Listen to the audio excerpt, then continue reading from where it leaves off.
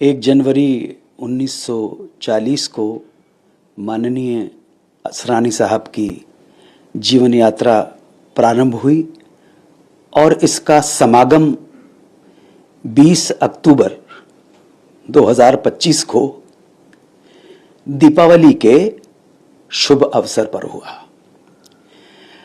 जो भी है, जिसको हम ऑलमाइटी कहते हैं, सर्वशक्तिमान जिसे कहते हैं, वो उनकी आत्मा को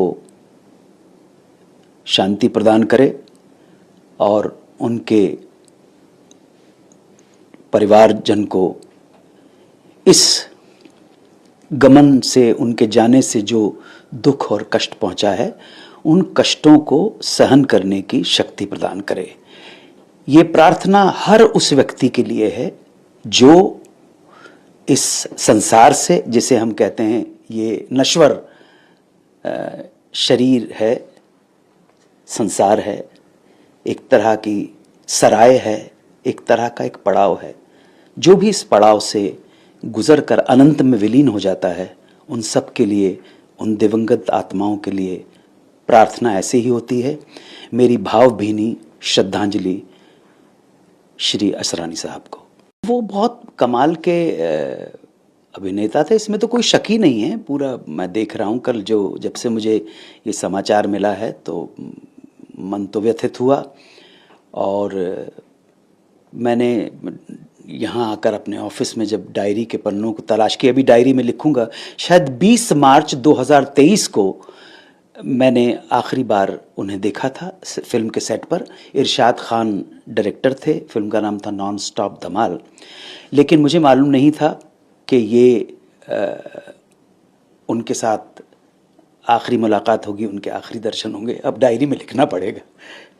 ये भैया, कौन किस वक्त बिछड़ जाए, इसलिए अभी ही मिल लो और बड़े प्रेम के साथ मिलो, बड़े आत्मीयता के साथ मिलो।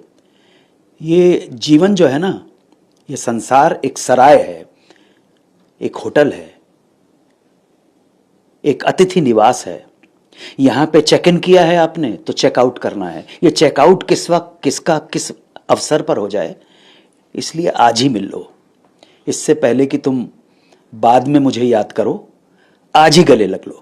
तो अभी 20 मार्च 2023 का जो ये डायरी मेरे सामने भी रखी हुई है, 20 मार्च को जो मैं अभी लिखूंगा, वहाँ पर लिखना ज़रूरी हो जाएगा क्योंकि उनका मेरी जीवन में ये 20 मार्च को, ये देखिए NSD वहाँ पे लिखा नॉन स्टॉप धमाल। अभी लिखना ज़रूरी होगा कि मुझे मालूम नहीं था कि मुझे इस शाम को उनके अंतिम दर्शन हो रहे होंगे। अनुज जी, आज आपने पोस्ट भी किया, आपने शायद 1 जनवरी को आर्टिकल भी लिखा था उनके लिए कुछ। जी, बहुत बातें उसमें लिखी है, मैं उसको पूरा पढ़ रहा था। किस तरह से अनुज जी आप याद करते हैं ऐसे कलाकार को? देखिए, मैंने जहाँ तक मेरा उनके साथ डायरेक्ट कोई एसोसिएशन है तो वो बहुत कम था। एक फिल्म उन्होंने डायरेक्ट की थी जिसमें मैंने छोटा सा एक रोल किया था। लेकिन उस फिल्म के निर्माण के दौरान एक ऐसी घटना हो गई, 6 अगस्त 1993 को, 6 अगस्त 1993 को, 5 अगस्त को मुझे उनके साथ शूटिंग करनी थी। तो उन्होंने कहा कि बस एक ही शॉट बचा है तो आप कल का छुट्टी कर लीजिए। और उसके बाद 6 अगस्त आ गई और 6 अगस्त को फिर एक फ़ोन कॉल ने जीवन की दिशा बदल दी, क्योंकि इस फ़ोन कॉल के बाद मैं एक शूटिंग पे, अचानक मेरे सामने वो शूटिंग आ गई और वो एक सीरियल की थी शूटिंग, अंताक्षरी जिसको कहते हैं। और उसकी कहानी मैं कई बार कह चुका हूँ, बहरहाल अभी तो, लेकिन इनडायरेक्टली, अप्रत्यक्ष रूप से असरानी साहब जुड़े हुए, मैं कभी ये भूल नहीं पाता। 6 अगस्त 1993 को, 5 अगस्त 1993 को मैं सर के साथ शूटिंग कर रहा था, वो डायरेक्ट कर रहे थे। तो उसके बाद 6, 7, 8, 9 अगस्त को मैंने इस प्रोग्राम की शूटिंग की, अंताक्षरी की, और वहीं से जीवन ने एक नया मोड़ ले लिया। सो उस नए मोड़ में, जब भी नए मोड़ की सोचता हूँ, मेरी ज़िंदगी का एकमात्र चमत्कार वही था कि पता नहीं कैसे ऊपर वाले को मुझ पे दया आ गई, मेहरबानी हो गई, लोगों ने भी स्वीकार कर लिया। मतलब आप वो शूटिंग कर रहे थे? जी, 5 अगस्त को शूटिंग कर रहा था। छुट्टी लेनी पड़ी? नहीं, उन्होंने कहा कि कल बड़े दिन से हम लोग शूटिंग कर रहे हैं, कल आपका, परसों आप आ जाइएगा। तो एक ही शॉट बाकी बचा है सीन का, वो मैं ले लूंगा। और मैं बड़ा खुशी खुशी घर आ गया। 5 अगस्त को 1993 को उनके साथ ही शूटिंग कर रहा था। ये इस फिल्म का नाम था उड़ान, जिसे प्रोड्यूस किया था ललित कपूर और शबनम कपूर ने। डायरेक्ट कर रहे थे असरानी साहब। हाँ जी, उन्होंने अपनी इच्छा जाहिर की थी कि मेरा संस्कार जब होगा बहुत प्राइवेट रखा जाए। कल हमें जैसे सूचना मिली, हम लोग दौड़ भाग कर रहे थे, तो हमको बड़ी मुश्किल से पता चला कि सांता क्रूज क्रिमेशन ग्राउंड में उनको ले गए, और जब हम वहाँ पहुंचे तब तक उनका क्रिमेशन हो चुका था जी। इसके पीछे क्या भावना रही होगी आनंद जी? भावना सिर्फ यही है कि एक सेलिब्रिटी हैं, वो बहुत बड़े स्टार थे। असरानी साहब के सामने न जाने कितने हीरो आए और न जाने कितने हीरो चले गए, जबकि मैंने उनकी 1 या 2 फिल्म देखी होगी। अभिमान देखी है, बाकी और तो ज़्यादा फिल्में मैंने काम 1-2 बार करने का सौभाग्य मुझे प्राप्त हुआ। तो ये उनकी अंतिम इच्छा थी, वो कोई शोर शराबा नहीं चाहते थे, और दिवंगत की अंतिम इच्छा को पूर्ण करना और उसका सम्मान करना, हम जो इस जगत में रह गए हैं, ये हमारा कर्तव्य है। जो भाभी जी हैं मंजू असरानी जी, उन्होंने इसको पूरा किया। उनके जो नियर एंड डियर वन थे, उन्होंने बड़े प्राइवेट तरीके के साथ, बड़े शांतिपूर्ण तरीके से उनको पंचतत्व में विलीन किया। सो ये उनकी अंतिम इच्छा थी, और शायद मुझे लगता है इस अंतिम इच्छा से मेरे मन में एक विचार आया। इस अंतिम इच्छा ने मुझे एक बात के लिए प्रोत्साहित किया, मुझे एक बात के लिए मोटिवेट किया, इंस्पायर्ड किया, प्रेरित किया कि भैया, जब मेरा इस दुनिया नामक होटल से चेकआउट करने का समय आए, और वो तिथि और वो समय अगर किसी राष्ट्रीय पर्व से जुड़ा हो, 15 अगस्त 26 जनवरी से जुड़ा हो, या किसी त्योहार से जुड़ा हो, दिवाली से जुड़ा हो, होली से जुड़ा हो, ईद से जुड़ा हो, मकर संक्रांति से जुड़ा हो, 12 वफात से जुड़ा हो, क्रिसमस से जुड़ा हो, बुद्ध पूर्णिमा से जुड़ा हो, गुरु पूर्णिमा, नानक जयंती से जुड़ा हो, तो मेरा भी ये जो संस्कार है वो गुप्त रूप से किया जाए। मैं किसी को परेशान नहीं करना चाहता हूं, किसी को बॉदर नहीं करना चाहता हूं, और मैं इस दुनिया पे बोझ बन के नहीं जीना चाहता हूं। ना वो बोझ मैं अपने लिए चाहता हूं, ना मेरे लोगों के लिए चाहता हूं, ना समाज के लिए चाहता हूं, ना देश के लिए चाहता हूं। बोझ बन के नहीं जीना।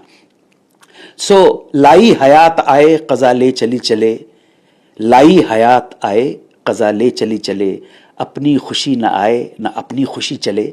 खुशी से तो कोई जाता नहीं है, लेकिन फिर भी जाना जरूरी है। गालिब का एक शेर है कि गमे हस्ती का असद किससे हो जुज़मर्ग इलाज, गमे हस्ती का असद किससे हो जुज़मर्ग इलाज, शम्मा हर हाल में जलती है सहर होने तक। तो जब तक चेकआउट होने का टाइम नहीं आया, तब तक जलना अवश्य है, लेकिन जल के किसी को तकलीफ न दे। जल जाने के बाद ना अपने परिवार को, ना अपने पत्नी को, ना अपनी संतानों को, ना देश को, ना समाज को, ना दोस्तों को, ना इस समाज के लोगों को, ना अपने फैन को कोई तकलीफ नहीं देना चाहता, किसी पे बोझ बन के नहीं जीना चाहता हूं। तो जब मेरा समय आए चेकआउट करने का, दुनिया तो सराय है, मुसाफिर खाना है, होटल है, तो चेक इन किया है तो चेकआउट करना भी बहुत जरूरी है। या आप ये मत सोचना कि टिक जाओगे आप, ये परमानेंट रेजिडेंस नहीं है आपका। बड़े बड़े लोगों ने इसको अपना परमानेंट रेजिडेंस बनाने की कोशिश की, लेकिन आज तक तो कोई बना नहीं पाया है। इसलिए प्रार्थना यही करो कि दूसरों को तकलीफ दे के ना जाओ और स्वयं को तकलीफ दे के नहीं जाओ। और मैं अपने बारे में ये कहता हूं कि जब समय आए और राष्ट्रीय पर्व या तिथि त्यौहार के ऊपर, वो किसी भी धर्म से संबंधित, जो भी हमारे यहाँ तो मल्टी फेथ रिलीजन है ना, हम यहाँ हिंदू सनातन भी है, हिंदू है, बुद्ध है, सिख है, ईसाई हैं, मुसलमान हैं, जैन हैं, हर धर्म संप्रदाय का व्यक्ति है। यही हमारे देश की जो है बहुआयामी व्यक्तित्व है हमारे देश का। तो अगर मेरी मृत्यु जब हो, जाने का समय है, और वो तिथि इन त्योहारों पर पड़े, तो मुझे भी बहुत गुप्त रूप से, जिसे कहते हैं सुपुर्दे आतिश, या जिस मेरे घर वालों को जो भी कुछ मेरे इस नश्वर शरीर का करना है वो कर दिया जाए, किसी को बताया नहीं जाए। अनुज जी, आपने बहुत भावनात्मक बातें बोल दी। मैंने तो उनकी भावना जानने की कोशिश की थी। बिल्कुल मेरा उद्देश्य नहीं था कि मैं आपके संबंध में। मुझे एक बात पूछनी है अनुज जी, करोड़ों लोग जो आपके एक सेकंड फैमिली हो जाते हैं, एक्सटेंडेड फैमिली होते हैं, परिवार हो जाते हैं, जो आपके फैंस होते हैं, वो तो चाहते हैं ना आपकी हर सूचना उनको मिले। आपने क्या खाया, आप कहाँ जा रहे हो, आपको घूमने में क्या पसंद है।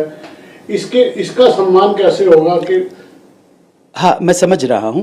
एक सेलिब्रिटी होने के बाद, मैं असरानी साहब के संदर्भ में बात कर रहा हूँ या दूसरे सेलिब्रिटीज़ हैं उनके संदर्भ में बात कर रहा हूँ, कुछ बेसिक जानकारियाँ अगर हो जाए तो बहुत अच्छी बात होती है। सेलिब्रिटी होने का मतलब है कि असरानी साहब के जितने भी प्रेमी लोग हैं, जितने चाहने वाले लोग हैं, उनको कुछ जानकारियाँ चाहिए थी, भाभी जी के सिलसिले में चाहिए थी, बच्चे कितने हैं, कहाँ हैं, ये अगर हो जाता तो ठीक था। लेकिन मैं उनकी इच्छा का बहुत सम्मान करता हूँ, आदर करता हूँ। अगर कोई नहीं बताना चाहता तो हमें स्वीकार कर लेना चाहिए। हम जो प्रेमी हैं उनके प्रशंसक हैं। अनुज जी, आपका देश प्रेम, आपका देश के प्रति प्यार, आपका तिरंगे के प्रति सम्मान, मैं तो आपके फार्म हाउस पे भी गया हूँ, वहाँ पे कुछ लाइनें लिखी हैं आपने, मैं चाहूंगा आप बताएं क्या लिखा है उस पत्थर पे। आपने बहुत प्यारी लाइनें लिखी है। वो मेरे हृदय की भावनाएं हैं और वो ऐसा नहीं है कि सिर्फ उसमें मैंने मराठी में लिख रहा है, मराठी में है और फिर हिंदी में उसका अनुवाद है। मनुष्य असणं हे आपले भाग्य, परंतु देशभक्त होणे हे आपला सौभाग्य। मतलब मनुष्य होना भाग्य की बात है, परंतु देशभक्त होना सौभाग्य की बात है। बट ये सिर्फ जो मराठी, हिंदी, संस्कृत जो समझते हैं वो ही समझ पाएंगे ये भाग्य और सौभाग्य में अंतर। हर एक व्यक्ति, मैं अंग्रेजी में ट्रांसलेट करने की कोशिश भी करूं तो कहीं ना कहीं उन भावों से वंचित रह जाऊंगा, जो भाव जो हिंदी भाषी और मराठी भाषी और संस्कृत में जो लोग भाग्य और सौभाग्य का जो अंतर समझ सकते हैं। हमारी खबरों से जुड़े रहने के लिए हमारे चैनल को सब्सक्राइब करें और बेल आइकन को दबाएं ताकि खबर की नोटिफिकेशन आपको मिलती रहे।